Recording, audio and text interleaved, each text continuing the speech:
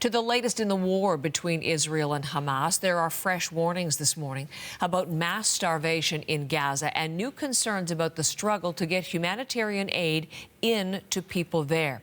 Canada is once again appealing for an immediate ceasefire to make it easier to move in aid. We need unimpeded humanitarian access for the aid to go in. That's what we've been saying from the very beginning. We need everyone involved to take all the steps necessary to enable the aid to get in without any obstacles. That is International Development Minister Ahmed Hussein in Egypt near the Rafah border crossing. That's one of the two routes for relief supplies moving into Gaza. Minister Hussein is repeating a ceasefire call Ottawa made last week when Canada joined with Australia and New Zealand in urging Israel to reconsider a planned ground offensive into Rafah in southern Gaza. This morning, Israel's military says there's intensive fighting in Khan Yunis, not far from Rafah, and in parts of Gaza City in the north as well. Abby Kugathasan is covering the story today. And Abby, let's begin with a major development on aid. The World Food Program halting its relief shipments into northern Gaza. Why is it having to take that drastic step?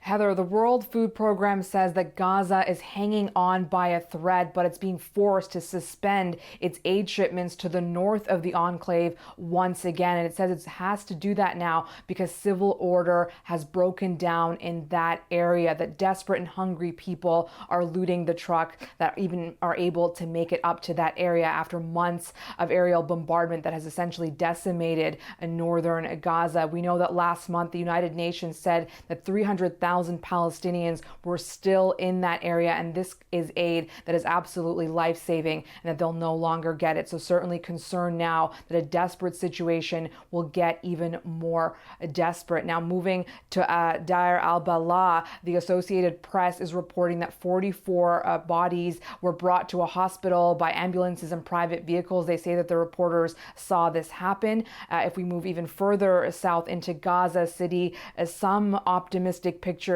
Heather, of people carrying flour sacks.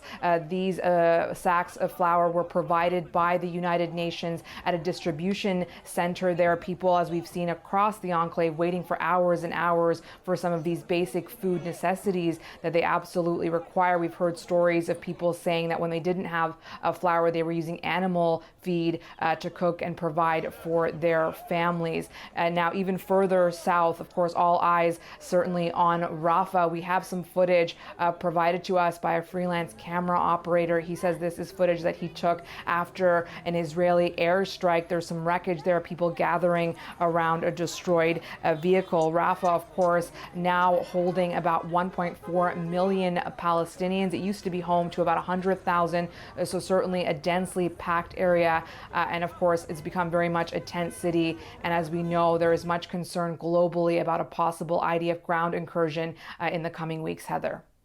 Abby, one of the big stories we had last week on the war was the raid by Israeli forces on Nasser Hospital in Gaza, that important medical complex raided. There are new developments on Nasser Hospital today. What is the latest? Yes, the World Health Organization says that it was able to evacuate more patients from that medical complex, the largest hospital in southern Gaza. They say 32 critically wounded people, including children, were evacuated from that complex, but they do accuse Israeli officials of impeding access to that hospital. Officials with the World Health Organization say that there's no electricity at that complex. It is no longer functioning. Here's one representative talking about what he saw there. We were shocked what we actually saw in Nasser Medical Complex. There's waste everywhere. Electricity was not working. Parts of the hospital are damaged and some severely damaged. We should immediately start rebuilding and making sure that Nasser Medical Complex remains and becomes functional again. Heather, we know that sexual and gender-based violence always a concern in conflicts like this one. The UN is investigating allegations of rape and mutilation by Hamas militants on October 7th. And now there's a UN report that says there are credible allegations against IDF soldiers of rape and strip searches against Palestinian women and girls. Israel denies this.